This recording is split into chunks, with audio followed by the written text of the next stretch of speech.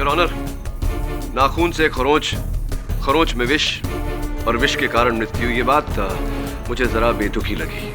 इस बात की स्पष्टीकरण करने के लिए, इसे स्वयं परखने के लिए मैं अदालत की अनुमति चाहता हूँ। अनुमति है। धन्यवाद योर ऑनर। सुकन्या जी, मैं चाहता हूं कि आप मेरे हाथ पर खरोंच दें।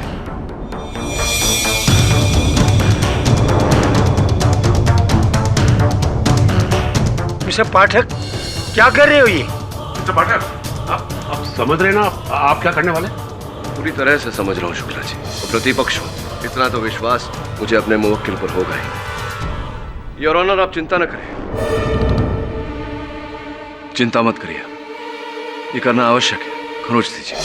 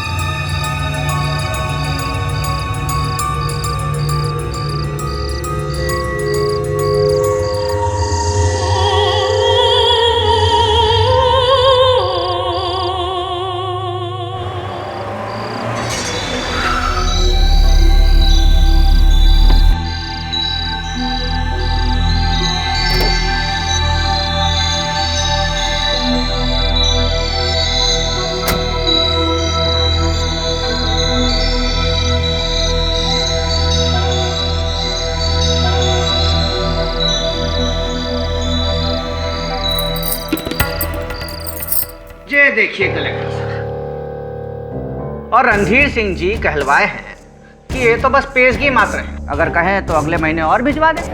क्या नाम बताया आपने? जी रणधीर सिंह जी। नहीं, अपना। जी हमारा नाम फूलचंद जी। फूलचंद जी। जी फूलचंद जी, कल आपके रणधीर सिंह जी क्या कर रहे हैं? फ्री हैं, बिल्कुल फ्री हैं। कहिए तो कल डिनर रखवा देते हैं उनके फार्म हाउस पर, भाभी जी को लेते आइएगा। बस डिनर? अरे आपको से कहा शर्माना, अभी हुक्म कीजिए, जो चाहिए दे देंगे। अच्छा, जो कहिए। हाँ जी। लेकिन कल भी मुझे थोड़ा मुश्किल लग रहा है। कहे? क्योंकि कल जहां आपके रणधीर सिंह जी अपना डिनर करेंगे ना, वहां भाभी जी तो दूर, मेरा आना भी जरा मुश्किल हो जाएगा। क्योंकि कल आपके रणधीर सिंह जी अपना डिनर करेंगे जेल के लॉकअप में। अब आप यहाँ से खुद जाएंगे या मैं आपको बाहर तक छोड़ने चलूं? देखिए बाबू साहब। हाँ, अपने रणधीर सिंह जी से कहिएगा, उनकी इस हरकत के लिए मैंने अगर उनके हाथों में हथकड़ियां नहीं पहनवा दी तो मैं भी गजरौला का डिप्टी कलेक्टर नहीं। अच्छा, जय बात। तो एक ठो बात आप भी हमारा सुन लीजिए, अगर रणधीर सिंह जी भी आपको आपका असली औकात न दिखा दिए ना, तो वो भी गजरौला में अब तक के सबसे बड़े लकड़ी के ठेकेदार हैं। धमकी दे रहे हो आपको और आपके रणधीर सिंह जी को? धमकी बहुत बहुत। खड़े हो, भारी पड़ेगी। निकलो यहां से। देख रहे, बता दे हम तुमको। कन्या, वो चाय रहने देना, हमारे मेहमान थोड़ा जल्दी में थे। कन्या, कन्या। अरे माँ, आपने सुकन्या को देखा है क्या कहीं? अरे गई होगी कहीं, आज तक मुझे कभी बताया उसने? बहुत सर पे चढ़ा के रखा है तूने उसे। देखना, एक दिन बहुत पछताएगा तू। आप आराम करो, वो यहीं कहीं चली गई होगी। क्या बताए रणधीर सिंह जी, सरासर अपमान हुआ है हमारा। नोटों से भरा हुआ बैग मुंह पर देकर मारा है हमारे, और धक्का देकर निकाला है घर से बाहर। 2 कौड़ी का सरकारी नौकर। हम कह रहे हैं आपको, वो जंगल का टेंडर भूल जाइए आप, नया मिलने वाला आपको इस साल। और हेलो हेलो, काट दिए। कुछ कसूर ना है, फिर भी हमें पीछे बस।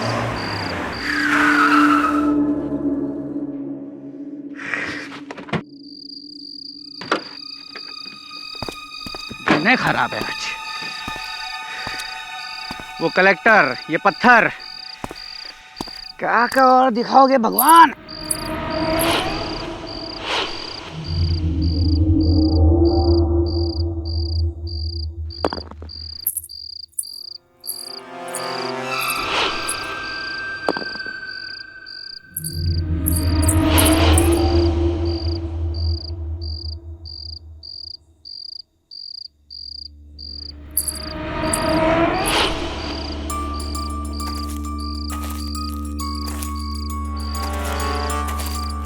अरे कौन है? अरे क्या खुफियापंती कर रहे हो? अरे कौन है, कोई बताएगा? अरे सामने आओ ना, कौन है?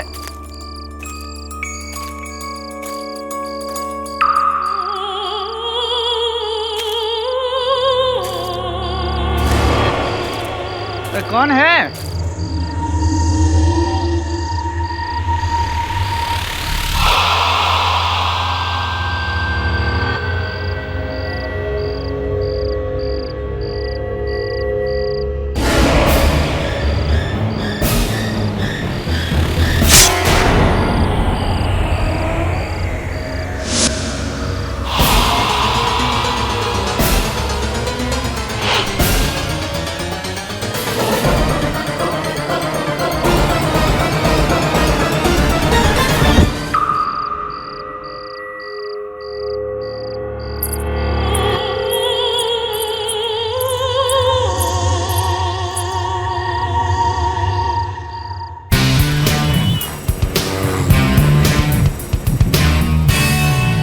Amrish Goyal, deputy collector Gajraula.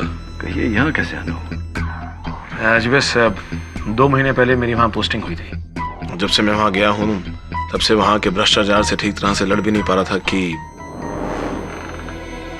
मेरी बीवी सुकन्या, ये गजरौला के सबसे बड़े ठेकेदार रणधीर सिंह के आदमी फूलचंद की हत्या का आरोप लग गया उस पर।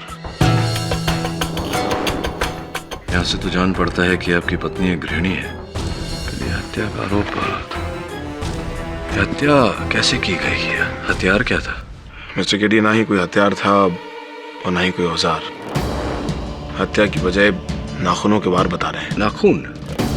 भला नाखून से कोई किसी की हत्या कैसे कर सकता है? पुलिस का मानना यह है कि सुकन्या के नाखूनों में जहर था और जब वो फूलचंद के खून में मिले तो फूलचंद की मृत्यु हो गई, ऐसा पुलिस बता रही है। नाखूनों में जहर कैसे हो सकता है? आम नाखूनों में जहर नहीं होता, पर क्या शांत क्यों हो गया? बोलिए। मिस्टर केडी, कभी आपने विष कन्याओं के बारे में सुना है या कहीं पढ़ा है?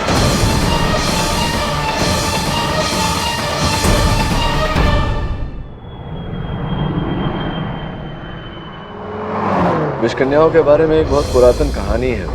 कहा जाता है कि मौर्य राज्य में कन्याओं को बाल अवस्था से ही विष पिलाकर बड़ा किया जाता था ताकि वो छू कर ही शत्रु की हत्या कर सके। You mean female assassin? हाँ, ऐसा कह सकता है तू। राजा लोग अपने दरबार में उन्हें रखते हैं और वो महिलाएं अपनी सुंदरता से शत्रु को मंत्रमुग्ध करके उनकी हत्या करती हैं। पर सर, ये मुद्दा आज के ज़माने में फिर से क्यों उठ रहा है? एक IAS ऑफिसर की पत्नी को विषकन्या कहना गवारपन ही नहीं, बेवकूफ़ी है। सुकन्या नाम तो बहुत साधारण सा है। इस साधारण नाम और कहानी के पीछे वास्तविकता क्या है, ये तो गजरौला पहुंच कर ही पता चले।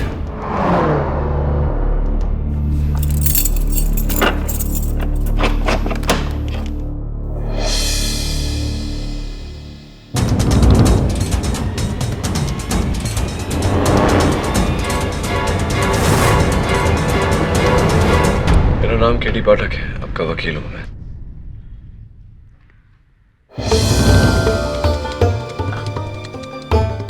केडी साहब, आप मुझे यहाँ से बचा तो लेंगे ना? ये सब लोग मुझ पर बहुत अजीब सा इल्ज़ाम लगा रहे हैं। ये कह रहे हैं कि मैं एक विष कन्या हूँ। विष कन्या। इसकी चिंता आप मत करिए, अदालत इन बातों में नहीं मानता, विशेष रूप से जब इन बातों को कोई आधार न हो, कोई सबूत न हो। ये बताइए कि हत्या की रात आप कहाँ गई थी? आपके पति का कहना है घर पर नहीं थी।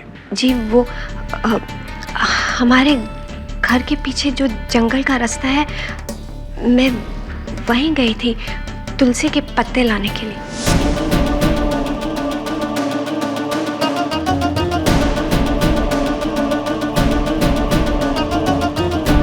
तुलसी के पत्ते इतनी रात गए? हाँ, वो पूजा बहुत सुबह सुबह होती है ना, तो उसी के लिए मुझे पत्ते चाहिए थे। काफी समय लग गया आपको पत्ते इकट्ठा करने में, आधे घंटे से ज्यादा। हम इस इलाके में नए हैं ना, इसलिए मैं जंगल से रास्ता भटक कर कहीं और ही निकल गई और फिर वापसी का रास्ता पूछते पूछते मुझे देर हो गई। कहीं आपको तो मुझ पे शक नहीं है ना? मैं सिर्फ सत्य जानने आया था आपसे, बाकी देखते हैं अदालत में क्या होता है।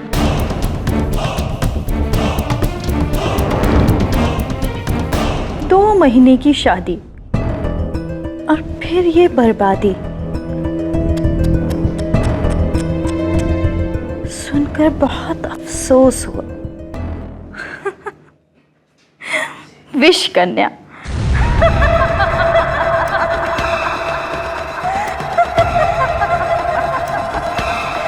विश कन्या।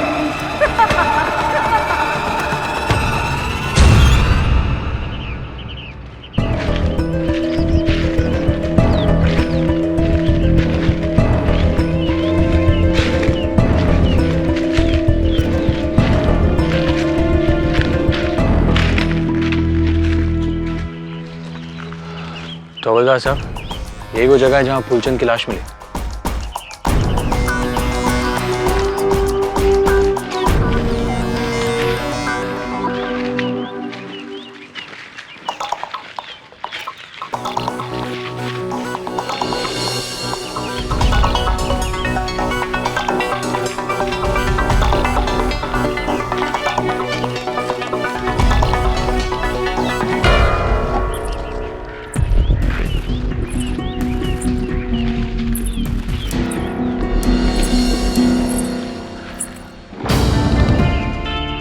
अभी कुछ सुना तुमने?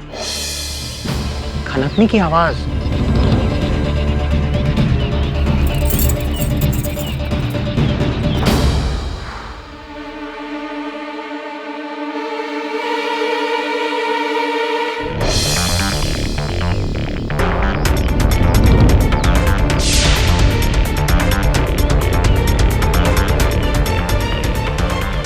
Super clue.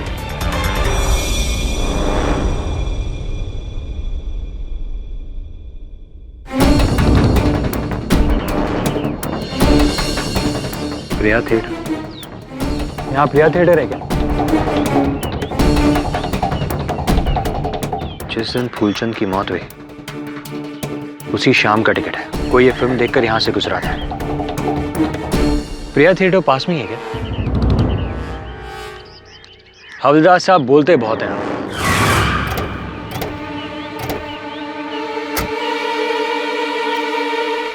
गजरौला में पाठक सर और आपका स्वागत है वरुण जी। मैं रणधीर सिंह, यहाँ का छोटा मोटा एक ठेकेदार हूँ। ओह, तो फूलचंद जिनकी मौत हुई। प्रिया, दुर्भाग्य से वो मेरा ही मैनेजर था। बेमौत मारा गया बेचारा उस विश्व कन्या के चक्कर में।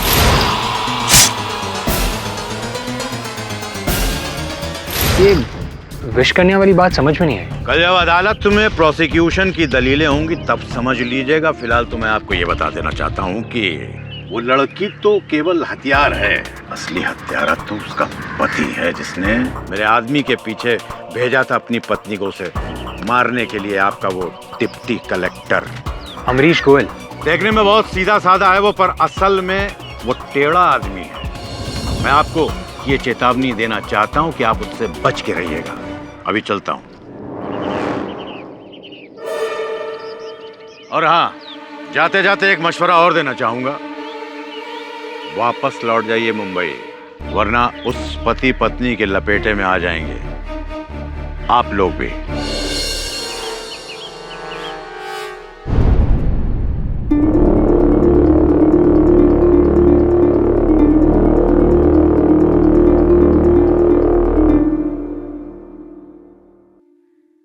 जिस दिन तू सुकन्या को ब्याह कर इस घर में लाया था, मैं उसी दिन समझ गई थी कि इस लड़की के कदम बहुत मनहूस हैं। अरे कितना कहा था कि उर्वशी से शादी कर ले, पर तूने मेरी एक नहीं सुनी। ये जानते हुए भी कि उसका अतीत कितना बुरा है, फिर भी तू बहू को ना कर ले आया। माँ, आप समझती क्यों नहीं हो? सुकन्या अपने अतीत को पूरी तरह भुला चुकी थी, वो पूरी तरह बदल चुकी थी। अरे वो अतीत को भुला चुकी होती तो ये सब क्या है? लोग उसे विषकन्या क्यों कहते हैं? विषकन्या का मतलब समझता है क्या है? जीती जागती जहर की दुकान। माँ माँ माँ माँ, अब उसे ताने वाना देना बंद करो। मैं जानता हूँ कि सुकन्या पूरी तरह निर्दोष है।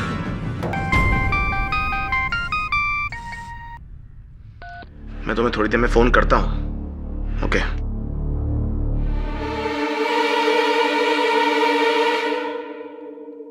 माँ, अब ये वैधई, मेरा मतलब ये सुकन्या के बारे में इस तरह की बातें करना बंद करो। मैं जानती हूँ कि सुकन्या ने तुझ पर जादू किया हुआ है, तभी तू किसी की नहीं सुनता। देखना, एक दिन जरूर पछताएगा। रुको! क्यों? ये क्या कर रही हो? खांसी की दवा पी रही हूँ। माँ, ये खांसी की दवा नहीं है, ये जहर है माँ। जहर? यहाँ कैसे आया?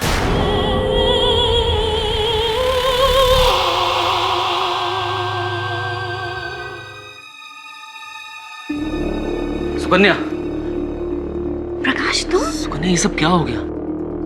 तुमने ये सब... चिंता मत करो, सब ठीक हो जाएगा।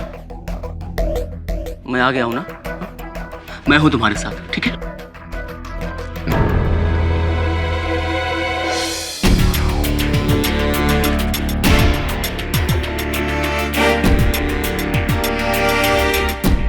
अरे मिस्टर केटी पाठक, सॉरी, मैं शिवचरण शुक्ला। नमस्कार शुक्ला जी, आपको तो बहुत बुरी खांसी है, कुछ लेते क्यों नहीं? ये तो मामूली है, लेकिन ये केस मामूली नहीं है। अरे दूर रहो उससे, गलती से छू लिया ना तो यहीं खड़े खड़े मर जाओगी। सुना नहीं, विषकन्या है ये।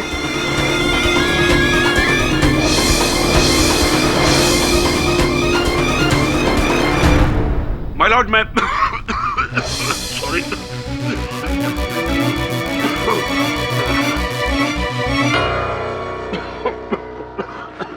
I'm sorry, कमबख्त खांसी।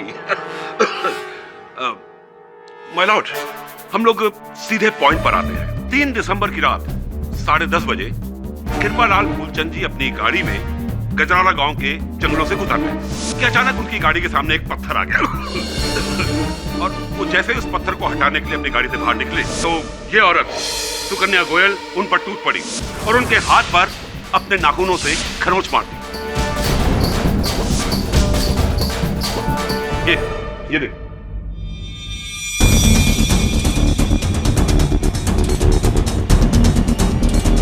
माय लॉर्ड, उसके 10 सेकंड बाद ही मिस्टर फूलचंद गिरकर ढेर हो गए और मौत का कारण उनके शरीर में भारी मात्रा में जहर का पाया जाता। और जहर भी कौन सा? डेंड्रोटॉक्सिन, जो अक्सर बिच्छू और सांप में पाया जाता है। ये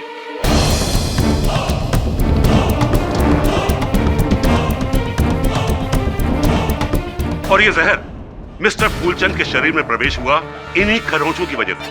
वो देखिए, जहां वो नीले नीले निशान हैं, इससे यह जाहिर होता है कि इनके नाखूनों में जहर था। और ये बात साबित करती है ये डीएनए रिपोर्ट, जिसमें साफ तौर पे लिखा है कि मिस्टर फूलचंद के हाथों में जो खरोंच थी वो इन्हीं के नाखूनों की दी हुई है। इनके नाखूनों में जहर था 100%। होगा जहर इसके नाखून में, ये विषकन्या है, इसे नहीं मारा होगा। ऑर्डर, ऑर्डर, बैठ जाइए। योर ऑनर, नाखून से खरोंच, खरोंच में विष और विष के कारण मृत्यु, ये बात मुझे जरा बेतुकी लगी। इस बात की स्पष्टीकरण करने के लिए, इसे स्वयं परखने के लिए मैं अदालत की अनुमति चाहता हूँ। अनुमति है। धन्यवाद योर। सुकन्या जी, मैं चाहता हूँ कि आप मेरे हाथ पर खरोंच दें।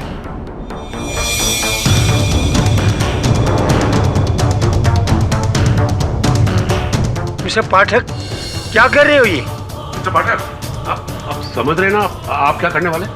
पूरी तरह से समझ रहा हूँ शुक्ला जी। तो प्रतिपक्ष हो, इतना तो विश्वास मुझे अपने मुवक्किल पर होगा ही। योर ऑनर, आप चिंता न करें, चिंता मत करिए, ये करना आवश्यक है। खरोच दीजिए।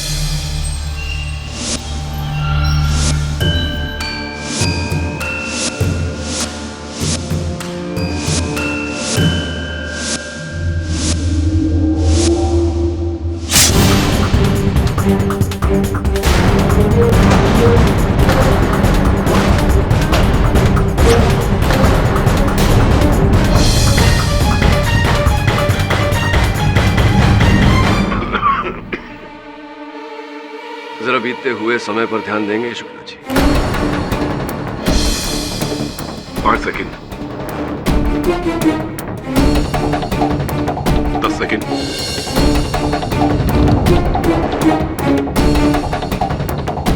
15,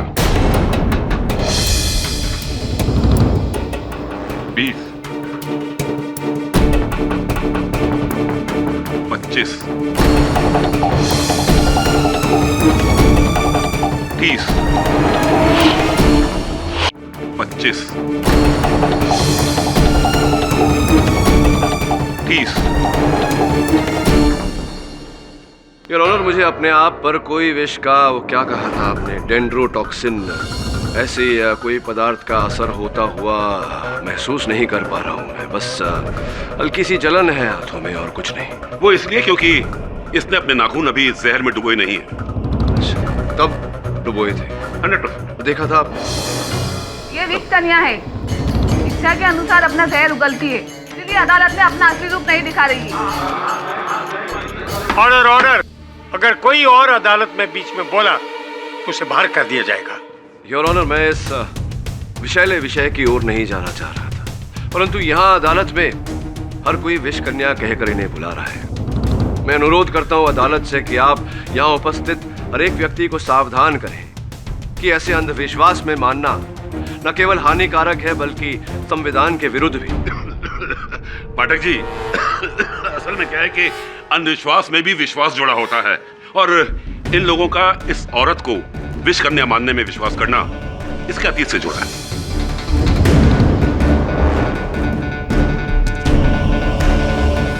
अतीत से आपका अर्थ? ये एक लंबी कहानी है और इसे वही सुना सकता है जिसने इसे करीब से देखा हो। इसीलिए मैं इनके मामा जी को बुलाना चाहता हूँ, श्री बटुकनाथ जी। सुकन्या 6 साल की रही होगी जब इसके माता पिता एक दुर्घटना के शिकार हो गए। तब से मैंने ही इसे पाल पोस के बड़ा किया है, यहाँ से 20 कोस दूर चिरोला गांव में। चिरोला जो सांप और बिच्छू के लिए मशहूर है? हाँ साहब, घना जंगल है वहाँ। आए दिन सांप और बिच्छू के काटने के किस्से। फिर हम सभी गांव वालों ने सांप और बिच्छू के जहर से एक घूंटी बनाई जो अपने बच्चों को दिया करते थे, ताकि उनपे किसी भी सांप और बिच्छू का काटने का कोई असर ना हो। हमने बचपन से ही सुकन्या को घूंटी पिलाई और फिर साहब वही जहर जो दवा के रूप में सुकन्या को दिया जा रहा था, धीरे धीरे उसका शरीर उस जहर का आदी बन गया।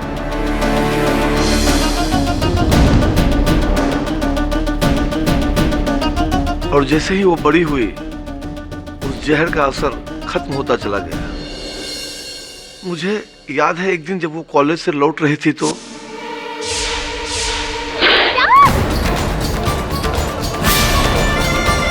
सांप? सुकन्या जल्दी से डॉक्टर के पास। नहीं, रहने दे, ठीक हो जाएगा। पर सांप ने काटा है।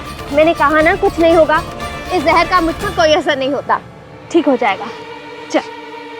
फिर साहब 2 दिन में उसका घाव भर गया। फिर आज तक सुकन्या को कोई भी जहर का असर कभी नहीं हुआ।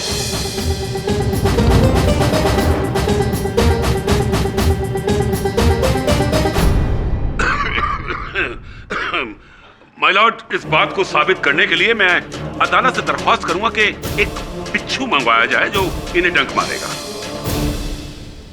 शुक्ला जी, मुझे लगता है कि आप पर भी किसी प्रकार के विष का प्रभाव पड़ रहा है। विचित्र बातें क्यों कर रहे हैं? तो पाठक जी फिर इस बात को कैसे साबित करेंगे कि इन पर विष का कोई असर नहीं होता?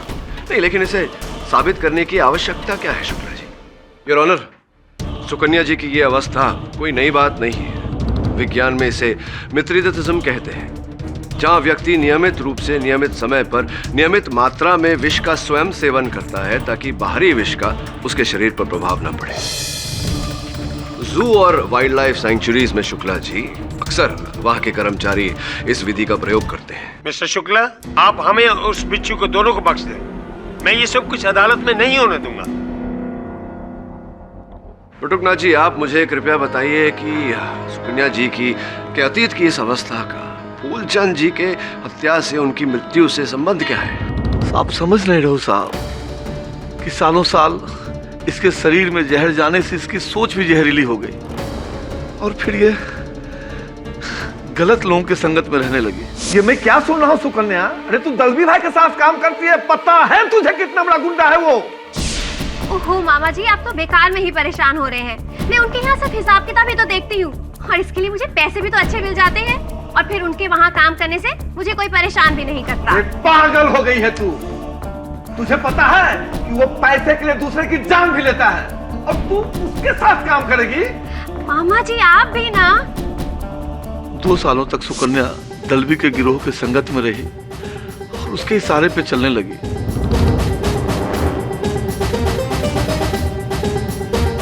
दलवी के पकड़े जाने पर जो सुकन्या पर केस चला उस पर कुछ साबित नहीं हो सका। और उन 2 सालों तक दलवी भाई ने कई लोगों को मरवाया। दिलचस्प, अति दिलचस्प। पाठक जी, आज से 1000 साल पहले चंद्रगुप्त मौर्य के जमाने में उनके दरबार में इसी तरह की विष कन्या पाली जाती थी ताकि राजा के एक इशारे पर वो अपने विष से उनके दुश्मनों को बड़ी चालाकी से मार सके। और अब 2012 में गजरौला के दलवी भाई, उनका दरबार, ये लड़की उनके यहाँ उसी तरह से पल रही थी। वो राजा हैं, उनके एक इशारे पे किसी को मार सकती है। युग नया है पर तरीका वही पुराना, दुश्मन की मौत। ये क्या कह रहे हैं आप? सुकन्या ऐसी नहीं है। Order order. मैं सख्त हिदायत देता हूँ कि आप। जज साहब, मैं कुछ कहना चाहता हूँ। इजाजत है। जज साहब, मैं और सुकन्या बचपन के दोस्त हैं। हम साथ पढ़े, साथ बड़े हुए और मामा जी ने सुकन्या के बारे में जो कुछ भी कहा वो सब एकदम सच है। सुकन्या पर विष का प्रभाव नहीं होता है और ये किसी गलत संगत में पड़ गई थी। लेकिन फिर जज साहब, इसकी जिंदगी में अमरीश आया और अमरीश के प्यार ने सुकन्या की जिंदगी बदल दी। जी जज साहब, प्रकाश बिल्कुल सही कह रहा है। अमरीश से मिलने के बाद मैंने बुराई का रास्ता छोड़ दिया था और खुद को पूरी तरह बदल लिया और फिर उसके बाद मैंने इनसे शादी कर ली। आप पूछ सकते हैं मेरे पति से, क्या शादी के बाद मैंने इन्हें शिकायत का कभी भी कोई भी मौका दिया हो? जज साहब, मैं अपनी बीवी सुकन्या का साथ मरते दम तक नहीं छोड़ूंगा क्योंकि मुझे मेरी बीवी सुकन्या पर पूरा भरोसा है। वो किसी का खून वून नहीं कर सकती। ये लव स्टोरी नहीं है, ये मर्डर स्टोरी है। वैसे इस मर्डर का कारण शायद लव ही है क्योंकि तुम्हारी पत्नी ने एक ऐसे आदमी को मारा है जिसने तुम्हें धमकी दी थी और इनके नाखूनों के निशान उसके शरीर पर। शुक्ला जी, आपके नाखून इस समय कहाँ है? मेरे हाथों में। आपके हाथों में तो सुकन्या जी के नाखून भी उन्हीं के हाथों में होंगे जहाँ रहते हैं। ऐसा तो हो नहीं सकता कि सुकन्या जी कहीं हो और उनके नाखून कहीं और। मतलब ये कि जब फूलचंद जी की मृत्यु हुई उस समय सुकन्या जी वहाँ थी ही नहीं। शुक्ला जी, वहाँ से 6 किलोमीटर दूर गजरौला बाग रोड पर ये थी। लापता हो गई थी, घर से घर जाने का पता पूछ रही थी। 2 व्यक्तियों से इन्होंने पूछा था। सर्वप्रथम योर ऑनर, मानिक राम, जिनकी गजरौला बाग रोड पर पीसीओ की दुकान है, सुकन्या जी स्वयं वहां जाकर उनसे पता पूछ रही थी। 3 दिसंबर की रात 10:30 बजे सुकन्या जी को हमने गजरौला बाग रोड पर देखा था। हमारी पीसीओ की दुकान पर आई थी और वहां से अपने घर का पता पूछ रही थी।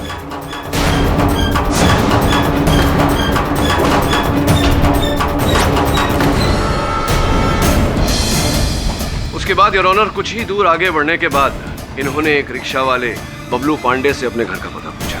हाँ साहब, चौराहे पे मिली थी, ये उस रात हमें। तब हम अपने ऑटो में सो रहे थे। भाई साहब, ये फुले रोड कितनी दूर है? पास ही में है, 2 मिनट की दूरी पर। आप कहे तो छोड़ दो रिक्शा में। मीटर से दे देना। नहीं नहीं, मैं चली जाऊंगी, धन्यवाद। जिस वक्त हमने उसे रास्ता दिखाया था उस वक्त तकरीबन रात के 10:40 हो रहे थे। धन्यवाद बबलू जी। योर ऑनर, मानिक राम और बबलू पांडे के कथन से यह स्पष्ट होता है कि जिस समय फूलचंद जी की हत्या हुई सुकन्या जी वहां थी नहीं, गजरौला बाग रोड पर थी, वहां से 6 किलोमीटर दूरी। तो फिर इनके नाखूनों के निशान फूलचंद के शरीर पर कैसे पाए गए? सॉरी, ये डीएनए रिपोर्ट है मिस्टर पाठक, कोई मजाक नहीं है। शुक्ला जी, अगर आपके सबूत में दम है तो मेरे साक्ष्यों को भी नकारा नहीं जा सकता। हाँ, लेकिन एक लड़की एक समय पर 2 जगह कैसे हो सकती है? उचित प्रश्न है और इस प्रश्न का उत्तर ढूंढा जाएगा, किंतु योर ऑनर जब तक इस प्रश्न का उत्तर ढूंढा जा रहा है मैं अदालत से निवेदन करता हूं कि मेरे मुवक्किल को हिरासत में ना रखते हुए जामीन पर छोड़ा जाए। माना कि पुलिस के पास मिसेस सुकन्या गोयल के खिलाफ काफी गहरे सबूत हैं, मगर केडी पाठक के दोनों गवाहों की बातों को भी नजरअंदाज नहीं किया जा सकता। इसलिए ये अदालत मिसेस सुकन्या गोयल को 10,500 के एवज जमानत देती है। लेकिन तब तक आप गजरौला छोड़कर कहीं नहीं जा सकती। जी sir. The court is adjourned for today.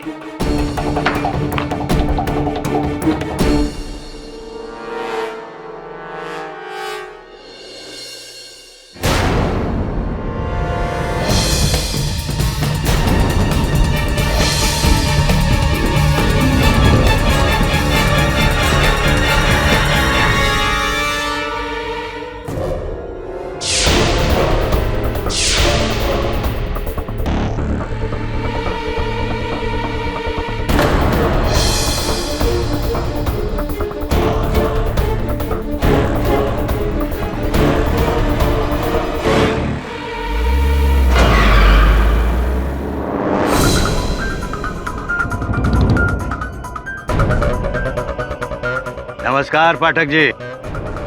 Randhir Singh, ठेकेदार। लगता है सच्चाई अपनी आंखों से देखे बगैर आपको यकीन नहीं हो रहा। आइए बैठिए।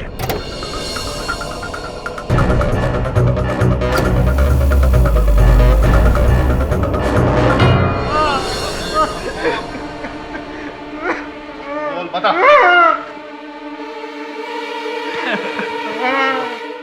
पाठक जी देखिए, ये हो रहा है सत्य का प्रचार।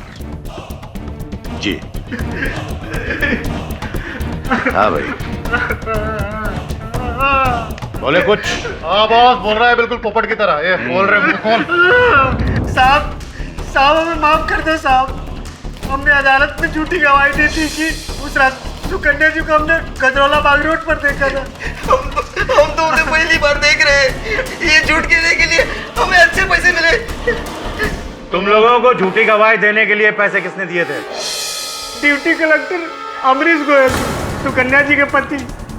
पाठक जी, नई जगह पर नए नए लोगों पर नया नया विश्वास करना ठीक नहीं है। मैं पहले भी आपको सचेत कर चुका हूं।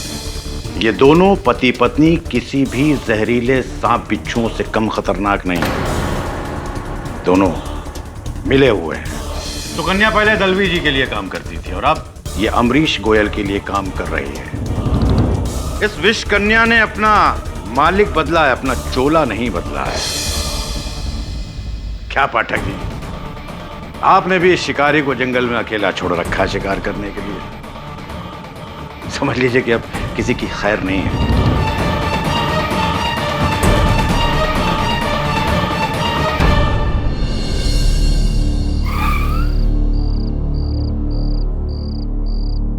तुम जाओ।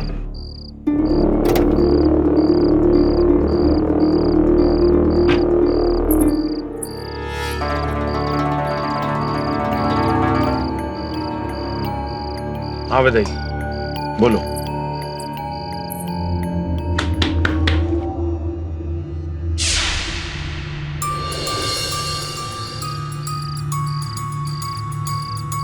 सुकन्या,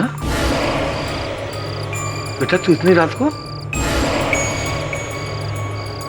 क्या मैं अंदर आ सकती हूँ मामा जी? सर, इतना बड़ा धोखा अगर उसे नकली गवाही खरीदनी थी तो फिर उसने आपको क्यों बुलाया? किसी भी वकील को रख लेता। रणधीर सिंह सही है सर, ये अमरीश जितना जमीन के बाहर है उतना ही जमीन के अंदर। शायद तू ठीक कह रहा है, लेकिन यही बात मैं अमरीश के मुंह से सुनना चाहता हूँ।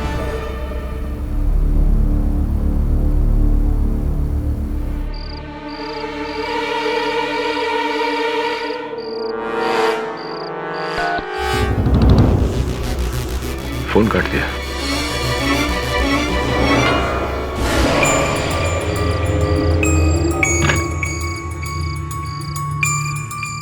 काम हुआ?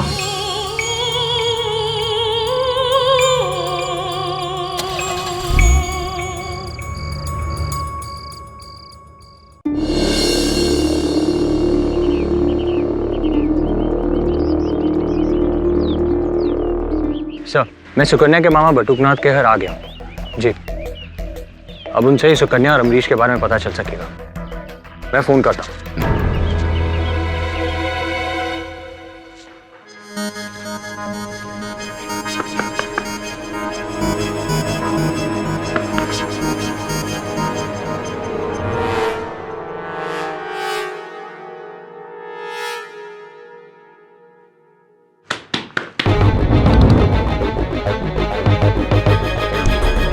बटुकनाथ जी,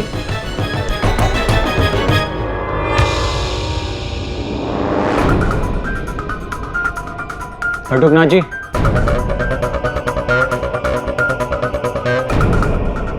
बटुकनाथ जी,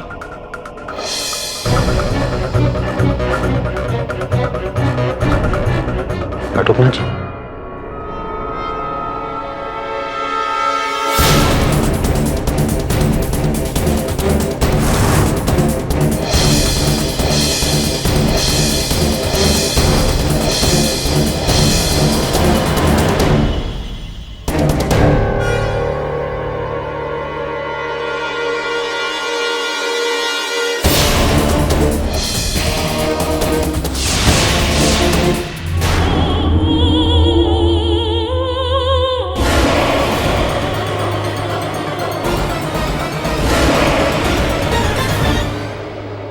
कौन है आप? जी जी मैं वैदेही, अमरीश की दोस्त। बटुकनाथ जी को क्या हुआ है? इनको किसने मारा? यही सवाल अगर मैं आपसे पूछूं तो आप यहाँ सुकन्या के मामा के घर क्या कर रही हैं? जी वो मैं बटुकनाथ जी से मिलने आई थी, सुकन्या के बारे में जानकारी लेने के लिए, उसकी असलियत जानने के लिए। आप इस तरीके से मुझे क्यों देख रहे हैं? मैं तो यहाँ अभी आई हूँ, मैंने इन्हें कुछ भी नहीं किया और इनकी मौत तो जहर से हुई है। मेरे पास कोई जहर ही नहीं है। आपको कैसे पता कि इनकी मौत जहर से हुई है? जी वो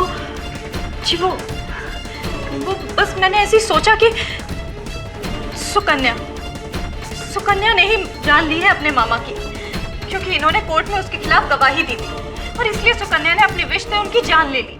What nonsense! यही सच है। आपको पता है कल रात सुकन्या इनसे यहाँ मिलने आई।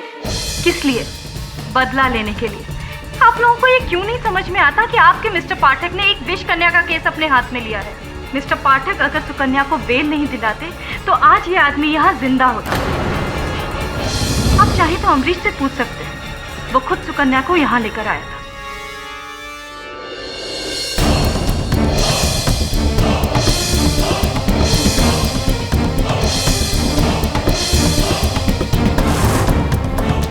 सर मुझे माफ़ कर दिए सर, मुझसे गलती हो गई सर। वो जो दोनों विटनेस मैंने अदालत में बुलाए थे सर, वो दोनों विटनेस झूठे थे सर। झूठ और फरेब की अपेक्षा मुझे अपने प्रतिद्वंदियों से होती है। अमरीश मेरे अपने मुवक्किल से नहीं, आपने जो दो झूठे गवाह अदालत में प्रस्तुत किए उनके कथन के आधार पर मैंने आपकी पत्नी को जामीन दिलवाया। अमरीश जी, झूठ के पैरों पर कोई अधिक समय तक खड़ा नहीं हो सकता। मैंने निर्णय लिया है कि आपका केस छोड़कर मुंबई लौट जाऊंगा। नहीं सर प्लीज। अमरीश ने अपनी जिंदगी में कभी कोई बुरा काम नहीं किया है, ना कभी रिश्वत ली, ना कभी घूस दिया सर। इसीलिए तो रणधीर से दुश्मन बन गया है इसका। कि सर, जो कुछ भी हुआ है, अमरीश ने जो कुछ भी किया है सब मेरे कहने पर किया है। मैंने इससे कहा था कि मेरे पास 2 ऐसे आदमी हैं जो सुकन्या के पक्ष में अदालत में गवाही दे सकते हैं, जिससे कि सुकन्या बच जाएगी।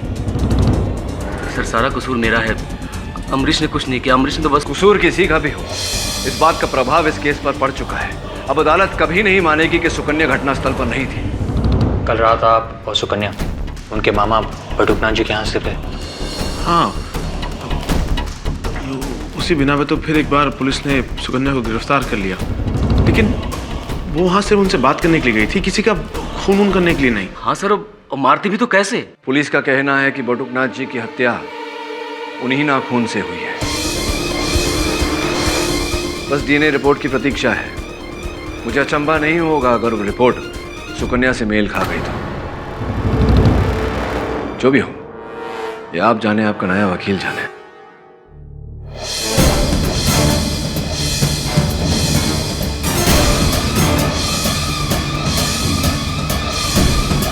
वरुण, ये झुमका? सर, झुमका तो उसी झुमके का जोड़ीदार है जो मुझे बटुकनाथ जी के घर पर मिला था। ये सुकन्या जी का झुमका है? नहीं सर, ये सुकन्या का नहीं, बल्कि ये तो मेरी माँ का झुमका है। अरे ये झुमका बटुकनाथ जी के यहाँ क्या कर रहा था? प्रश्न ये नहीं है कि ये झुमका बटुकनाथ जी के यहाँ कैसे पहुंचा। प्रश्न ये है कि आपकी माताजी वहां क्या कर रही। माताजी, आप कल बटुकनाथ जी के घर गई थी? नहीं बेटा। आप अभी झूठ बोल रही हैं। लगता है मुझे कुछ समय तक और यहां रहकर इस केस से जुड़े रहना पड़ेगा। कुछ और नहीं तो अपनी जिज्ञासा पूरी करने के लिए, ये पता लगाने के लिए कि विषकन्या है या नहीं, और अगर वो है तो सुकन्या है या कोई और।